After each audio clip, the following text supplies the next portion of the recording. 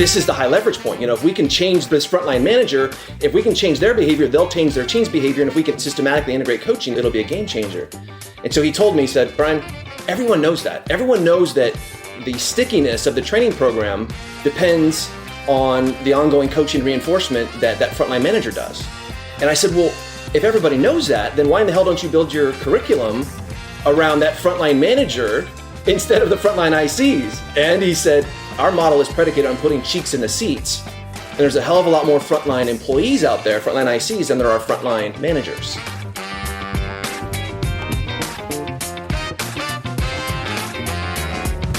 Hi, friends. Welcome to the Sales Enablement Podcast. I'm your host, Andy Paul.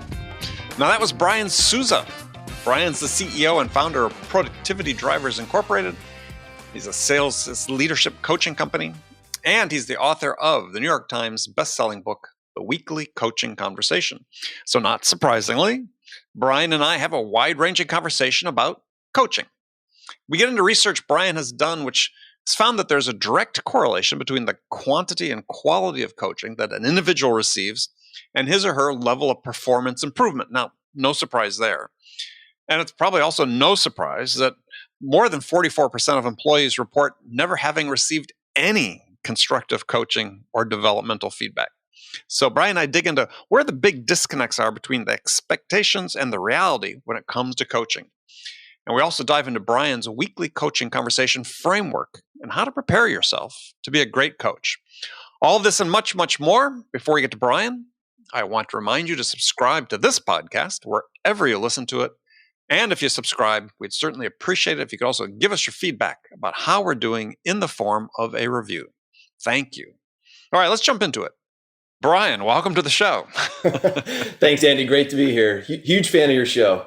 Oh, thank you. Thank you. We had a bit of a false start getting started here, but so you're sort of a neighbor. I mean, we're both residents of the San Diego area.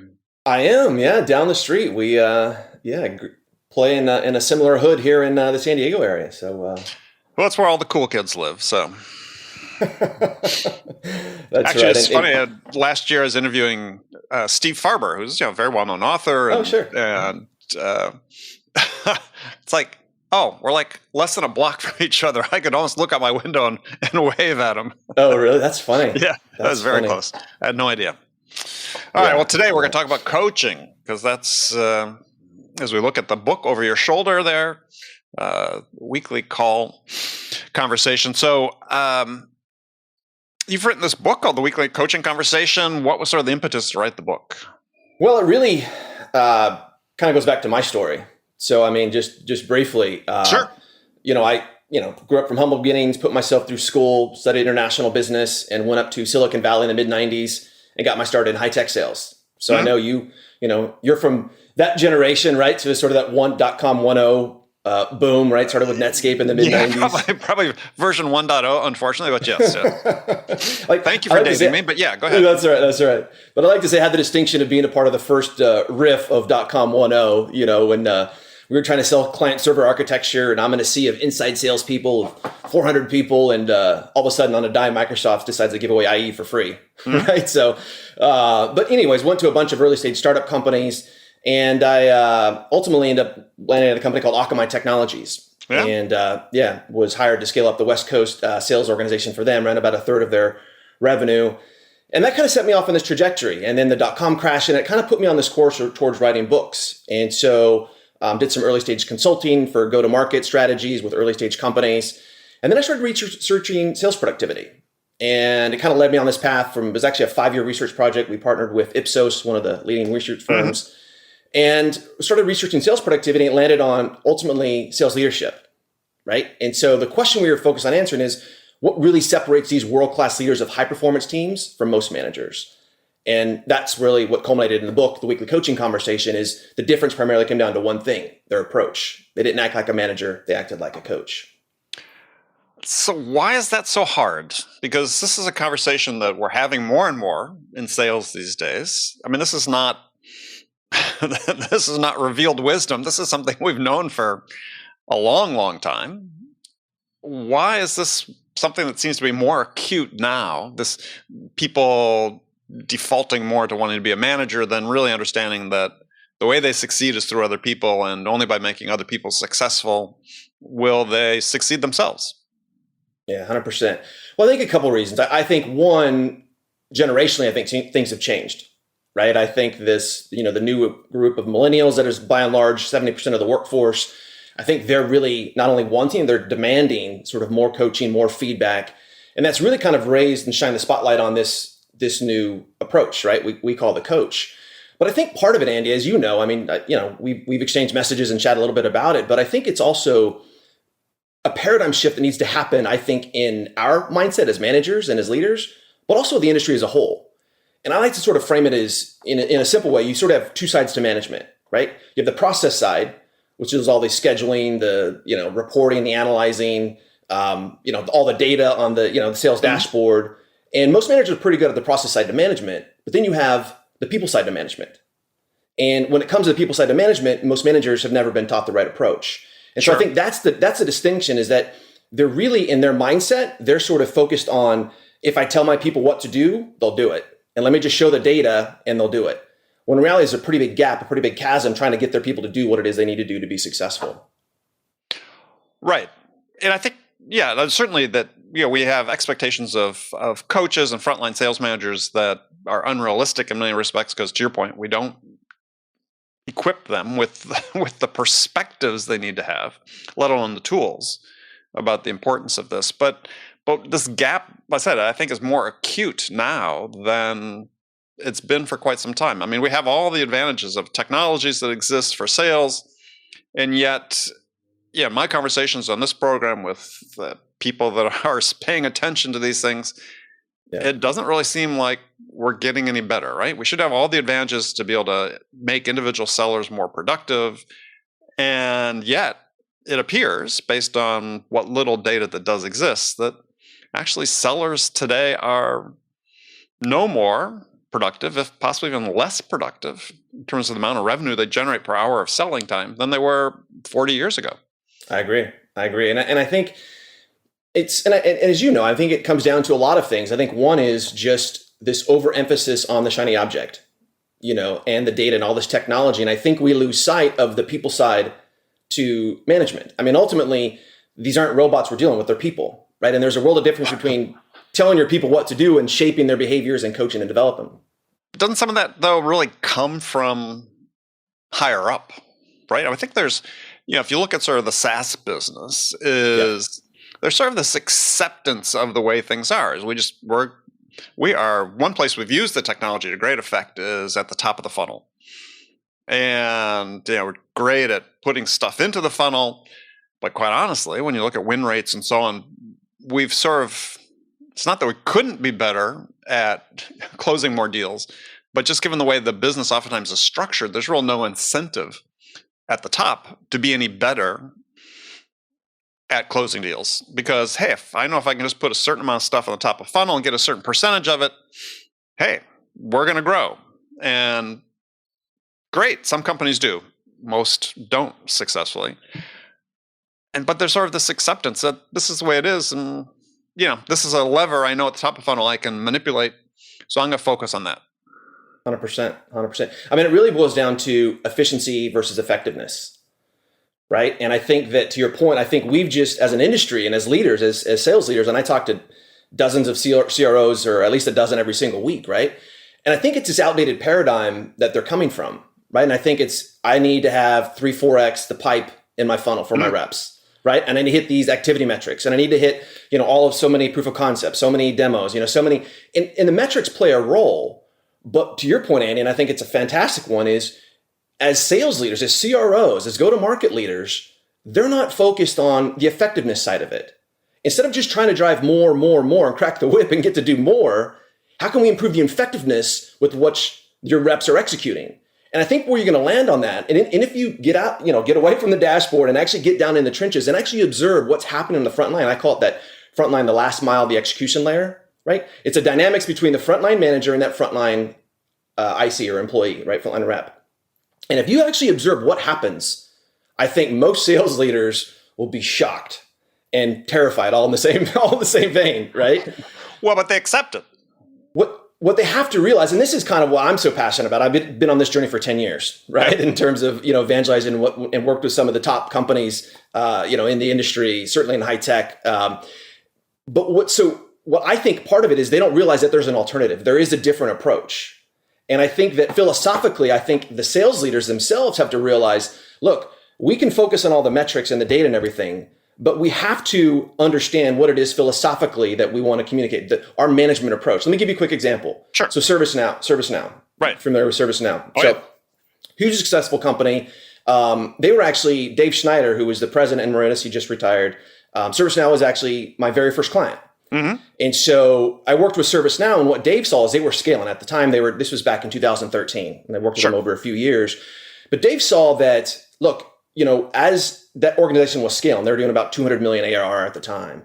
He said, look, I need to instill my management philosophy and vision down through the organization.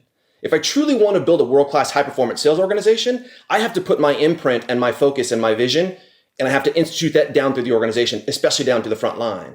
And so I worked with Dave. I brought all the research that we had done over 5 years, plus sort of co-created this new management approach we call the coach and the framework, working with companies like ServiceNow early on to actually pull that down. There's the mindset, the skill set, and the system, but really kind of helping the leaders to understand and say, look, we want to have a consistent way that we approach management and leadership. And here's what that looks like. And to your point, Andy, a huge integral part of that, it's not all coaching, but a hugely important part of that, especially at that frontline level, is having these ongoing coaching conversations with their team members.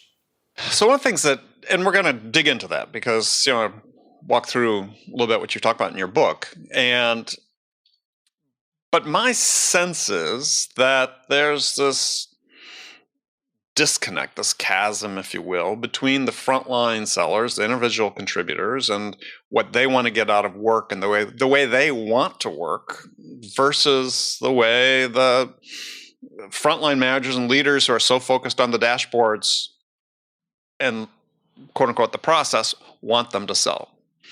And I'm just curious if you see that as well. Yeah, 100%, Andy. And it's been an interesting journey, right? I think early on, after having done the research, we had the beginning of a framework, but having worked with, over 10,000 sales leaders now, you start to learn things, right? And you start to continuously improve and sort of iterate. And, working with companies like ServiceNow or SaaS Institute, trained all 3,500 of their sales and services folks. But to your point, I think you have to look at a holistic vision of your role as a leader, and certainly as a frontline leader, for all you frontline sales leaders, frontline managers listening out there. And I think part of that is on that people side to management, they're overlooking, for example, is, they might go through a skills training. They might, have enablement or HR might say, hey, look, go and do this. Here's a sales skills coaching program. Mm-hmm. What they fail to realize is that, for example, before you can, facilitate a constructive coaching conversation, or certainly before you can become a world-class coach, you have to first create an environment that's conducive to coaching. You have to create a high-performance environment. And so I did a post recently on LinkedIn that showed the environment, right? In terms of, we asked 2,000 frontline sales managers about the type of environment they believe they had created. And then we asked their team members the same question. And there was a massive disconnect, right? In terms of safety. Do I feel safe coming to my manager, asking questions, voicing concerns, or asking for coaching, right? Does my manager trust me, believe in me, and have my best interest in mind? So I think we have to understand and take a holistic vision of our jobs, right? At the leadership level, so that we can empower our managers out in the field to become better coaches. But if you're not addressing that people side to management, all the process, all the dashboards, all the systems, it ain't gonna stick, it ain't gonna move the needle. And I think that is the sticking point right there. Right, that we're increasingly confronting, which is because a lot of the behaviors are driven by technology, right? They're driven by the access to the data and so on, where it becomes easier to default to managing the activity versus managing and coaching the people. Yeah, I don't know that it's driven by the data. I think they're trying to drive the behaviors by using the data. But what they have to understand, and this, I've spent a lot of time studying behavioral sciences, B.F. Skinner and behavior modification, and you have to understand that there is the data is only going to get you so far. Like I said, I can't tell you how many times I tell my people what to do. I tell them more. I tell them about the activity. I show them the data. I show them how much money they're going to make if they do all these activities, but it's not sticking. And I think they have to recognize that you have to take a more broad-based approach to sort of this level of engagement you have with your team member. You have to create that high performance environment that's conducive to coaching. You have to understand first off that leadership development starts with personal development, right? So before you focus on wanting to change your team members' behavior, look in the mirror and understand and take that introspective look and figure out what behaviors you have to change. Mm-hmm. And that was a big aha for me, right? I was a do-it-all manager, back in the day. If you look on the spreadsheet, I was the number one guy worldwide, and it was great. But I realized that I didn't have the trust, loyalty, or respect of my team. I had to learn the hard way about, the fact that, how you judge success. And this is part of the problem too, Andy, as we had exchanged some messages on, was how are sales leaders evaluating performance, right? If as a frontline manager, am I number one worldwide because I'm blowing out my number? But what if I parachute in, I change my approach, I'm a do-it-all manager, and I parachute in the bottom of the ninth of the quarter, I close the big deals, I crush it, and I'm number one, I crush my number, but 70% of my team aren't making their number, right? So I think we have to take this holistic view of performance and understand if you truly want to build a world-class high-performance team, instead of just doing the rat wheel, trying to make your number every quarter, if you really want to build a world-class high-performance team and organization, I think you have to take that holistic approach to performance and evaluate it at all levels. Yeah, no, I agree 100%. I mean, I think we ask way too much of managers without equipping them with the right perspectives about what to do. Absolutely. But it brings up this idea about, you talk about high performance, and we talk about performance improvement in sales. And I know you've looked at this because you write about it in your book. You sort of draw the parallels between professional sports and sales, which I know some people hate, and they think that's drawn out. And I have to admit, I was one of those people for a long time. But over the last 5 years, as I've delved more into performance improvement, literature, a lot of it coming out of professional sports, is the parallels are actually, I think, more direct than people want to admit. Because I'm a huge soccer fan, as people know, listening to the show, probably all rolling their eyes when they hear me say this.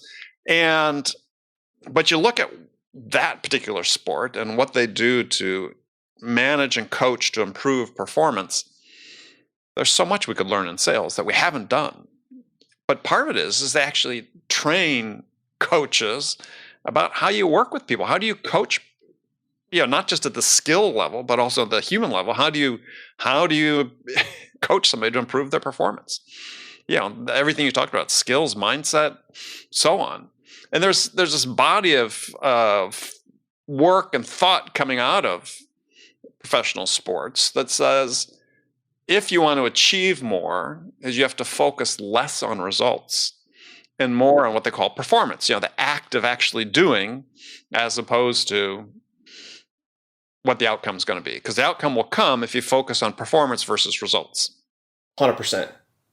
I think, you said a lot there to unpack, but I think their parallels are universal, right? In terms of sports, if you want to build a high performance team, I think the principles are universal, and the examples and corollaries are natural, right? I think whether your high performance team is, you're a professional sports team or a club team for your kids or in the corporate arena, I think the principles for how to get the most out of your team and how to build a high performance team are universal. And go ahead. Well, I was just going to inject one thing that we don't do along that lines, though, that I think is a direct parallel from sports, is you look at that, again, I use soccer or football as those is actually a game that's actually played with the feet, is there's a manager, but then there are coaches, and they're not the same. And it seems like that's just one perspective, just one, I'm not focused too much on it, that we could draw from sales or from sports into sales. But when you bring it up, it's like, oh, no, we could never afford that, right? We could never do that. We could never, and I think that really starts at the top in this reluctance, but that's just one example, is why do we assume managers should be coaches? Well, I think to your point, I think, so, and I get what you're saying in terms of bringing someone in as a coach. Well, I work with a lot of high-tech companies, a lot of SaaS companies, right? The unicorns, the high-growth companies, and they're thinking scale, right? And when you think scale, it's all about systems, processes, and certainly on the management side. And so I kind of have taken a different approach to it, Andy. I think you can certainly bring someone in as an executive coach, if you will, but that doesn't scale. I think the role that we've taken with the weekly coaching conversation is fundamentally transforming that role of that first line manager into a coach. So what they do, coach, and this is a distinction. I say coaching is not just something that you as a manager must do. A coach is someone that you as a leader must become. Mm-hmm. So as I mentioned, there's the mindset, the skill set, and the system. But what we're talking about fundamentally, Andy, is fundamentally transforming that role of that manager into a coach, right? So they have the management responsibilities that they have to do, but they can integrate coaching conversations. Certainly the weekly coaching conversation is the most important conversation to move performance, but you can have a deal coaching conversation. You should be having a deal coaching conversation. We have different frameworks for this. Mm-hmm. But how do you integrate coaching into what they do? How do you transform that interrogation of the pipeline into a constructive coaching conversation? And I think you nailed it, Andy. One of the blessings and the curse in sales is we have so much data. And there's so many amazing companies out there, and a lot of them are clients and I work with them in terms of these dashboards and data that they have. But it's almost too much data. And I think we start to focus on the activity and the results instead of focusing on improvement and growth. And I think you nailed that 100%. Well, let me go back to another point, though, that you brought up, because you said that you didn't think that these specialized coaches is scalable. Why would you say that? Because actually, I think it's much more scalable than trying to have a manager who's fretting about, hey, I'm so torn, right? I've got all these responsibilities to report upwards now, and constant, I'm sure you hear this all the time, constant sort of refrain from frontline managers. I don't have time to coach, right? Hear this all the time. Don't have time to coach. 100%. So then isn't coaching scalable? If you have specialized coaches, that's their job. That seems exceedingly scalable to me. But I think it's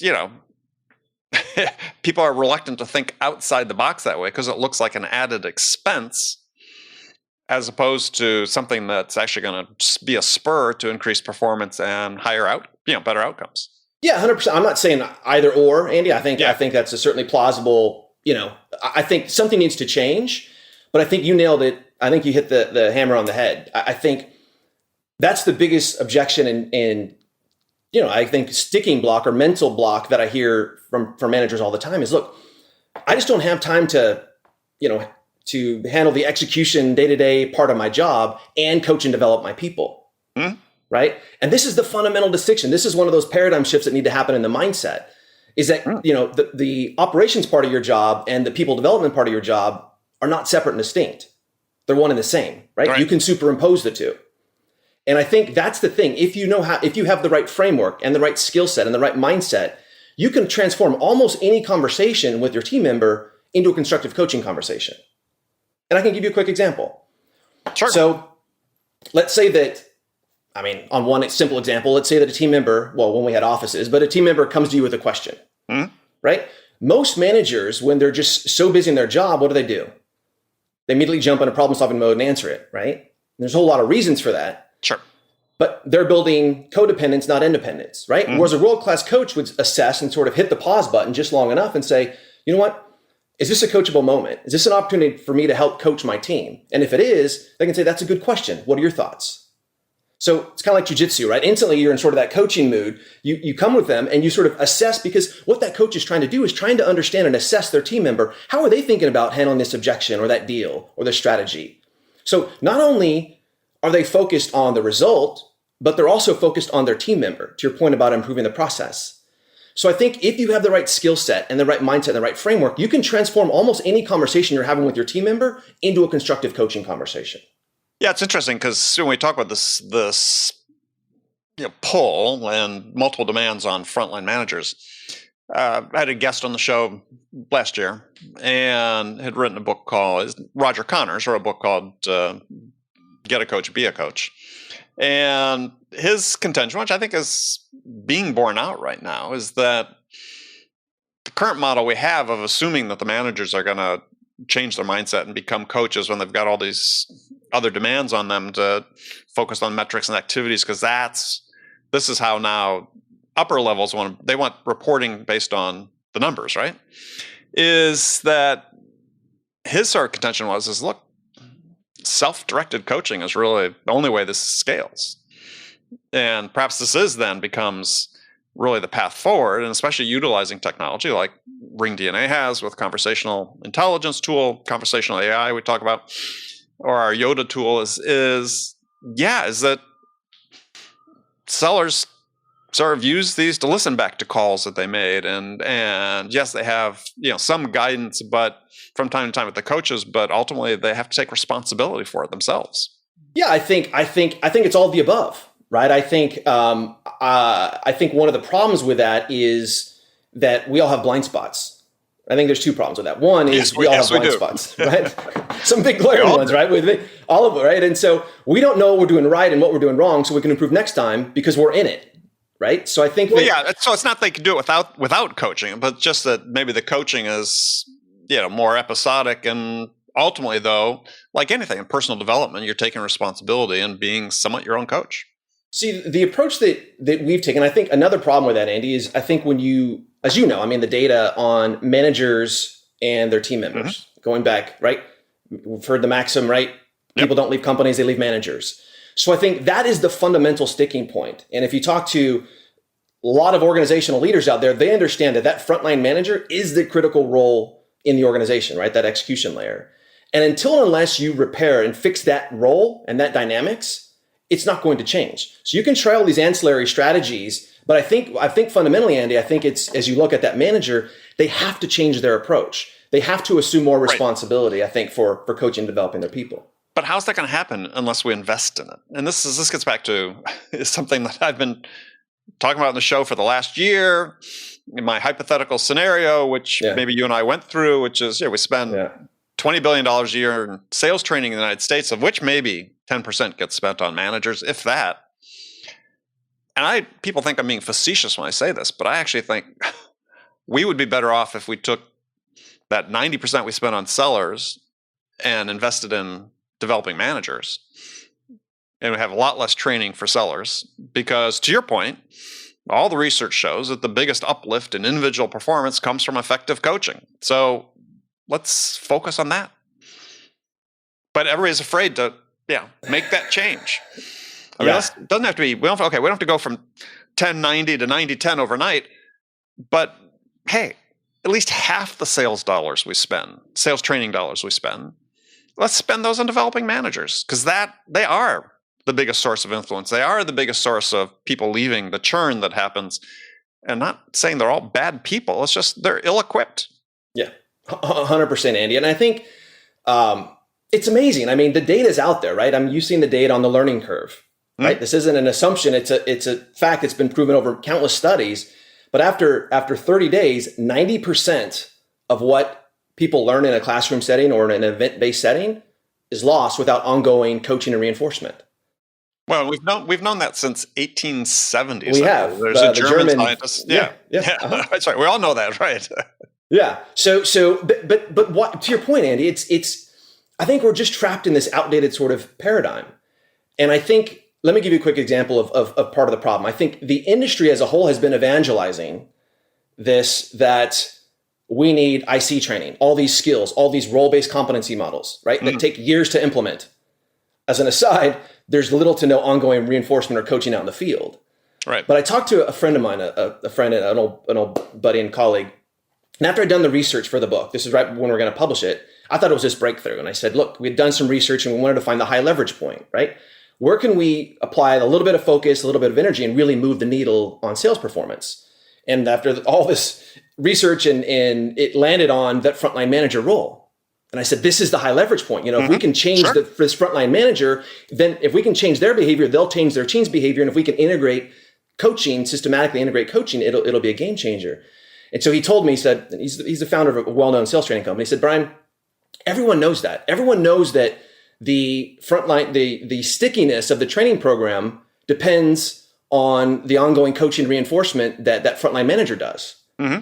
And I said, well, if everybody knows that, then why in the hell don't you build your curriculum around that frontline manager instead of the frontline ICs? And the answer is, and he said, because our model, this is back in he said, our model is predicated on putting cheeks in the seats. And there's a hell of a lot more frontline employees out there, frontline ICs, than there are frontline managers. And so I think that's part of it, is you have this whole industry evangelizing this role-based competency model and these skills training. They're important, Andy, but to your point, it's not going to stick out in the field unless that coach is delivering ongoing coaching and reinforcement out in the field. And it boggles my mind why, to your point, these sales leaders don't understand that a much larger significant, portion of the spend of their investment should be focused on the management team, especially at that frontline manager level. Yeah. Well, I mean, so sort of branching off of that, because I think that, and this sort of goes hand in hand with it, is with more of the reliance on numbers versus the coaching, but not entirely, because I think this has always been the case, but I think it's more acute now, is, I think there's a real lack of, freedom for sellers, I guess, autonomy, right? How did you develop, right? You developed not because someone was micromanaging you. You developed because you sort of took the initiative to develop certain strengths and skills you had and branch out a certain way. You experimented. I'm assuming, we don't know each other that well, but I'm assuming based on your background, that's what happened. That certainly happened with me. Yeah. I from day one, went to a sales training class, a big computer company that I started my sales career with back decades ago. And the things they were teaching in the class made my skin crawl. And I thought, holy shit, either I'm in the wrong job, the wrong profession, or there has to be a different way to do this, a better way to do this. And so, I basically spent my entire career doing things a certain way, right? And it put certain pressure on you because, I didn't conform. I just performed, right? It's performance versus conformity. Sure. And I think that one of the things that if we're starting to break out of where this static mode that I think we're in, or slightly declining mode, is that sellers have to take some initiative and start pushing back against some of this crap that's happening and exert their autonomy. And I see inklings of this happening, certainly at some of the topper level performers. There's a lot of talk about redefining the relationship between employer and salesperson in a way that enables them to break out. And I think this has to happen at deeper levels. Your 100%, thoughts? 100%. I think, Andy, I think there's so many parallels between sales and leadership and coaching or managing, right? Mm-hmm. And I think the word that pops to mind is authenticity, right? Mm-hmm. Being who you are. I think as a seller, right, that authenticity and that transparency, being congruent when your thoughts, your words, and your actions are on alignment is equally important as it is in being a manager, right? Authenticity. And I think to your point, what we're trying to do with this data is we're trying to create all these avatars, right? That just are coin operated and look at the data and go and do. And I think what we have as leaders, as sales leaders, I think what we have to recognize and account for, as you say, Andy, is that individuality. That's what makes people so brilliant. I think, and I know you're a proponent of this as well, but that's how you connect with people, right? Being authentic and being who you are and bringing you into the job. And I think as leaders, our job is to not create a bunch of avatars, but help our people become the best version of themselves, of who they are. And how and how I kind of think about, and what we do, Andy, how I approach that is in terms of I call it the management operating system, right? And so here's how I account for that. You have standard operating procedures, SOPs, and recommended operating procedures, ROPs, right? Standard operating procedure is, look, here is how you facilitate a weekly coaching conversation or weekly one-on-one. Here is how you facilitate a deal coaching conversation. Here is how you facilitate a pre and post meeting coaching conversation. Here's a QBR. Here's what we do, right? Here's why we do it, and here's how we do it. Now, the ROP is a recommended operating procedure. Now, this gets into the coaching side where how you execute that skill or task. So to your point, Andy, I think that there should be, here's what good looks like. In the absence of you having, working your magic, Andy, back in the day, you're closing those huge deals. What you're doing was obviously working, right? So stick with that.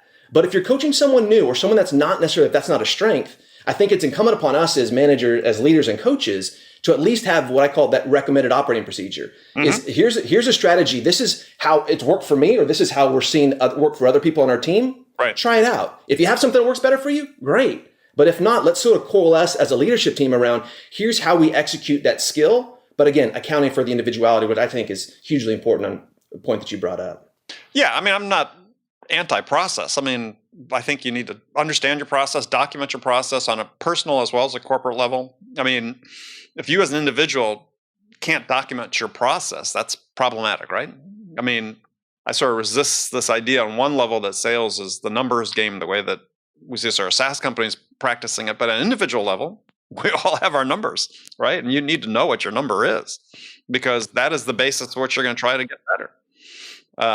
But yeah, it's the mix has to change, and you know, harking back to something you had said earlier, it's just that, and this I've come to this conclusion over the last several years as you see all this talk about modern sales, and I look at it and I think, you know, when we strip away the technology, we're doing the same old shit we've been doing for decades.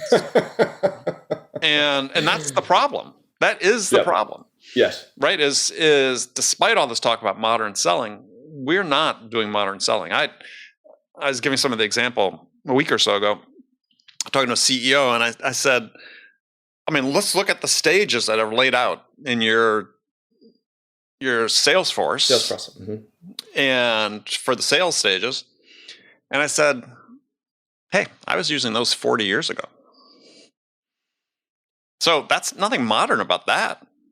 I mean, it worked 40 years ago, but you know, if we're going to have this profession move forward, we have to look at things really differently. And that's why I talk about, let's change the equation of how we invest in management development radically. Let's not just keep doing the same crap we've been doing that isn't really changing anything, or even leading to lesser results than it was, like I said, decades ago. There's so many things that I said are fundamental, and I do believe, I'm a huge fan of coaching. I think this is one of the fundamental mindsets, to your point, that needs to change among managers.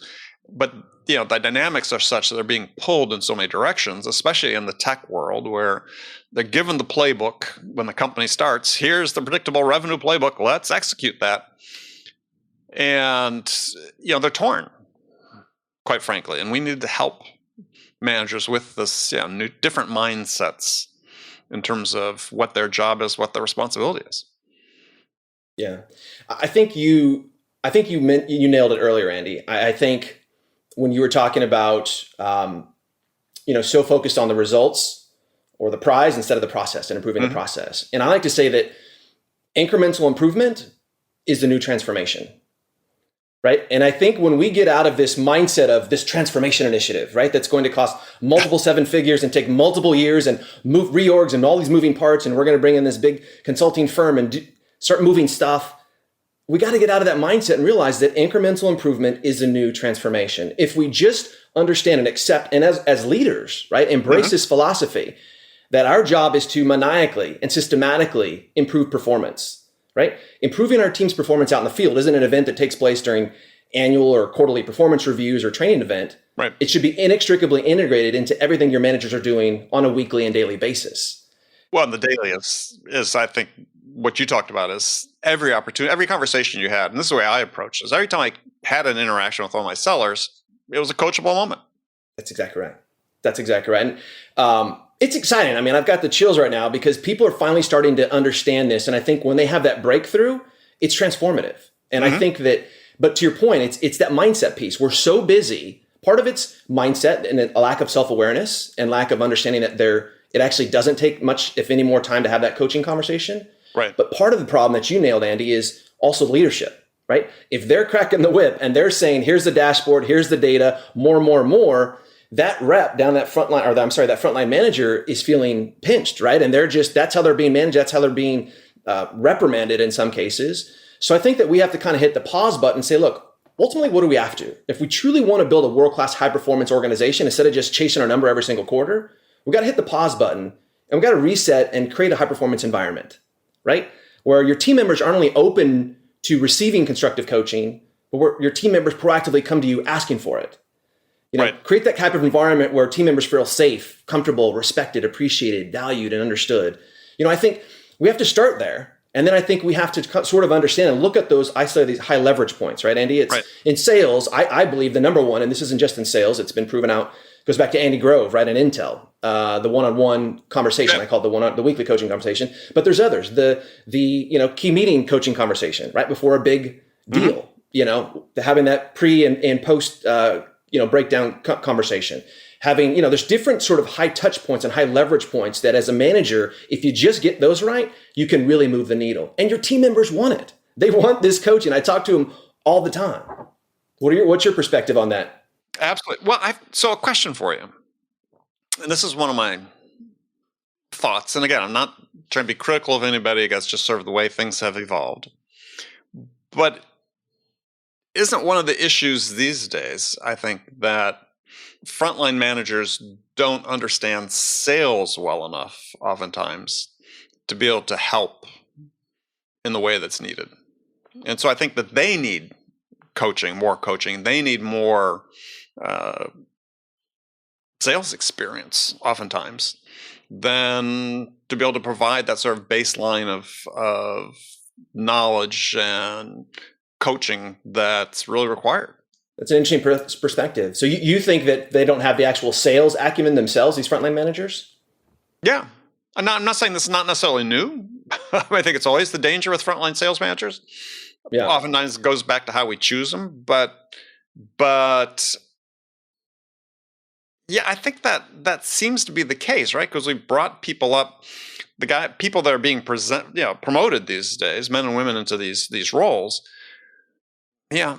They've come up under managers that have focused on the metrics, and they're people that sort of managed to succeed in spite of that. But obviously a lot of people are being promoted that don't have that. And this is just based on conversations I'm hearing and conversations I take part of on LinkedIn and other places. And it's like, wow, we seem to have this problem. It's like, do we really understand? I sort of call the problem with our sales people these days is that the managers are equipping them or aiming them at the wrong targets with the wrong tools. Yeah, I see a lot of what I see is, and I know it was a case with me, right? You take this top performer and then all of a sudden you put them in that frontline manager role. From on Friday, they're an individual contributor, and then all of a sudden they're a frontline manager.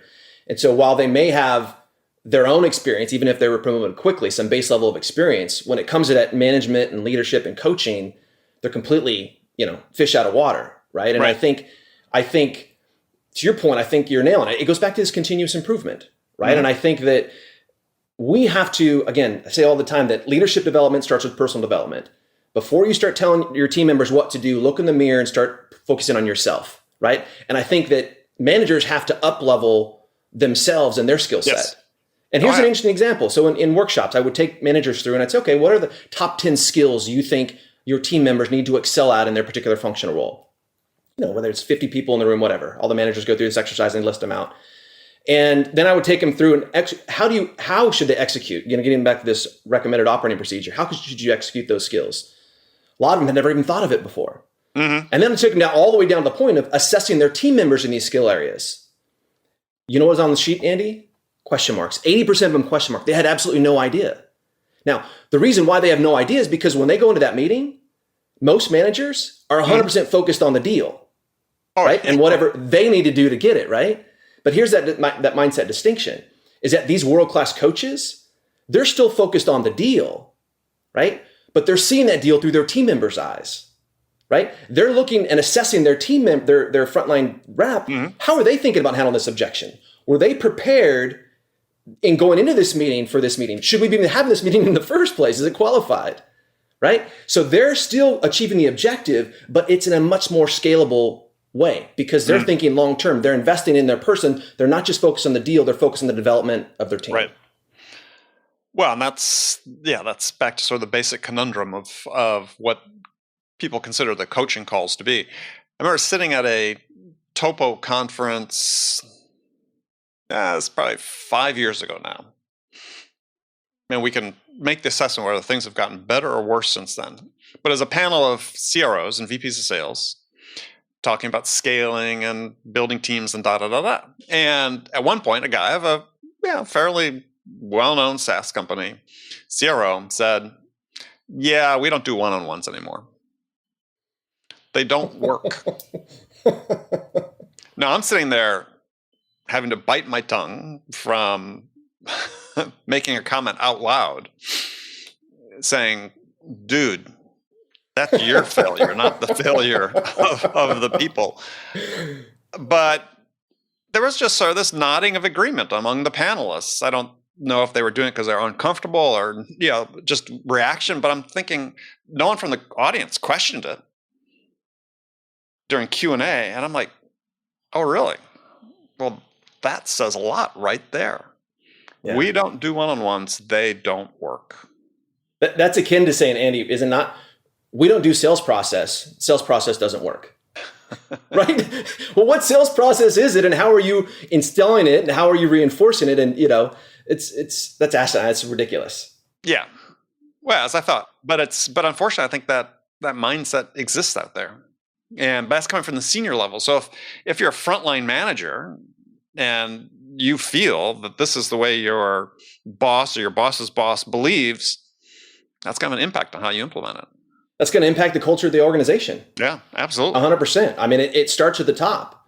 But that said, I think that there is a way, if you're a frontline manager out there and you have one of those crappy managers, a CRO or someone that doesn't believe in that and doesn't share this philosophy, there is a way that you can control your own destiny. Instead of focusing on the culture, you can focus on the immediate environment with your team, right? You can change your approach. You can implement some of these tactics and strategies.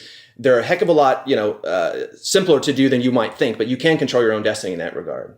Right. Well, I think to the same point I said earlier about salespeople need to grasp and insist on autonomy in how they develop is sales managers, frontline managers do as well, right?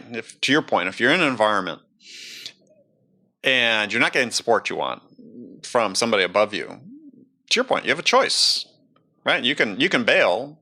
Or you can say, look, there's a better way to do it. Because I think there's a better way to do it. We're going to do it that way.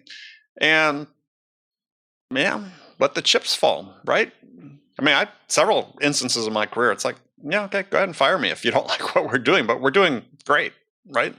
I know it doesn't fit the way you want to do it, but your way was wrong. So sometimes managers, you have to take that approach and just say, I have a conviction that it's not that you're not open to coaching and so on, but you have to have a point of view and a perspective to succeed. Yeah, 100%. I think that it's not just the numbers. These are people's careers.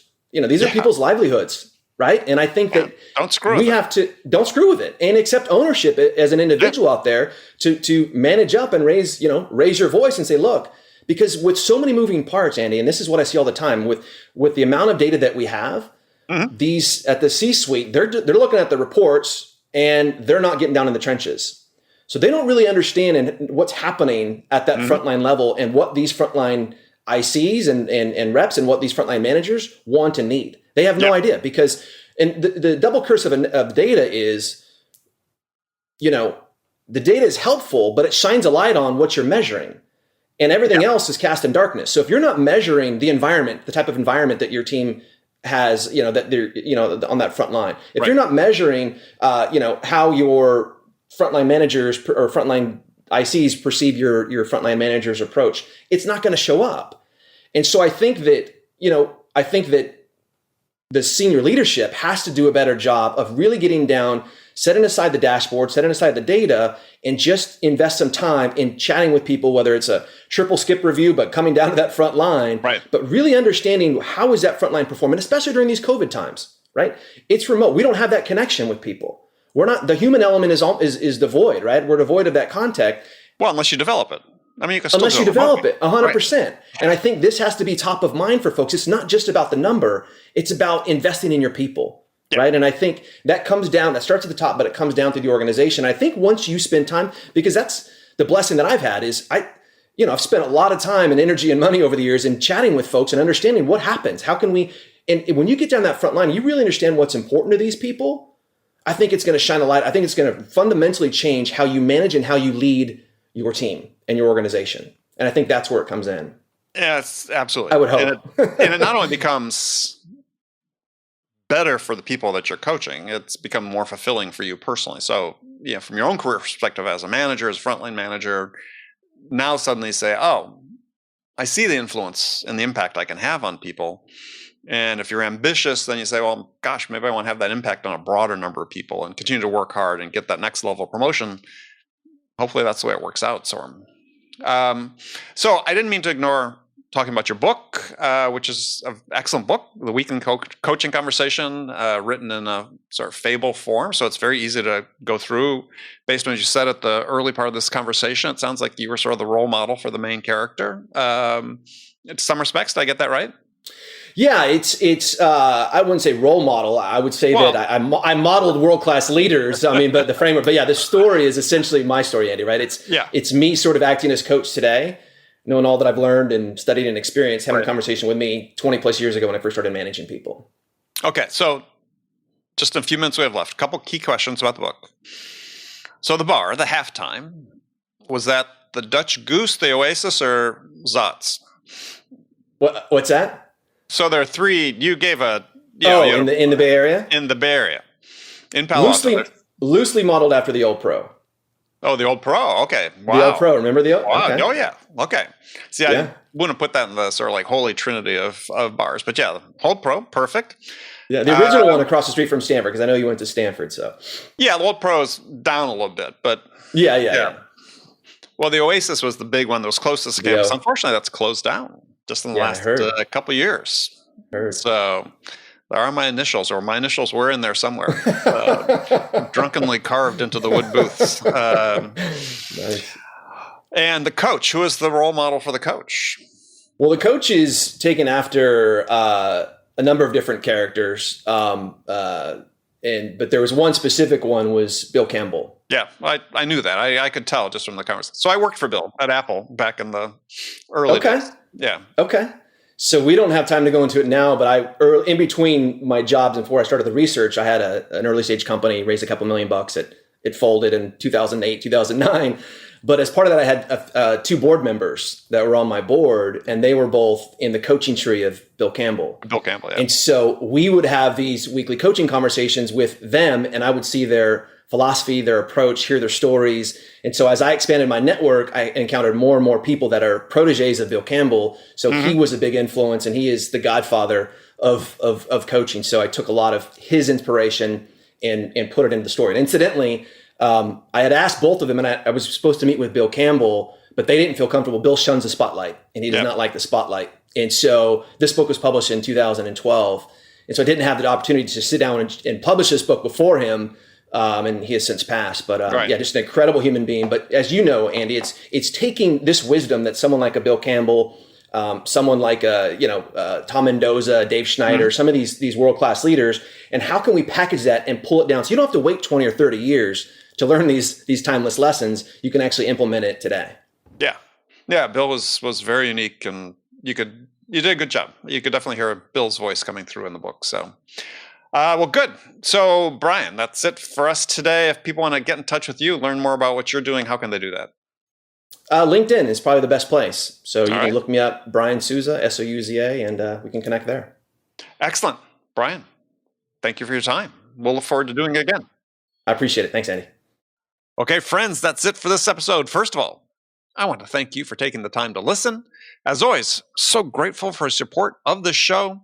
And I want to thank my guest, Brian Souza, for sharing his insights with us today. If you enjoyed this episode, please subscribe to this podcast, Sales Enablement with Andy Paul, on iTunes, Spotify, or wherever you listen to podcasts. If you could also leave us a rating or a review and let us know how we're doing, we'd certainly appreciate it. You can do all that on your phone in less than a minute as soon as this episode is over. So thank you for your help. And as always, thank you so much for investing your time with me today. Until next time, I'm your host, Andy Paul. Good selling, everyone.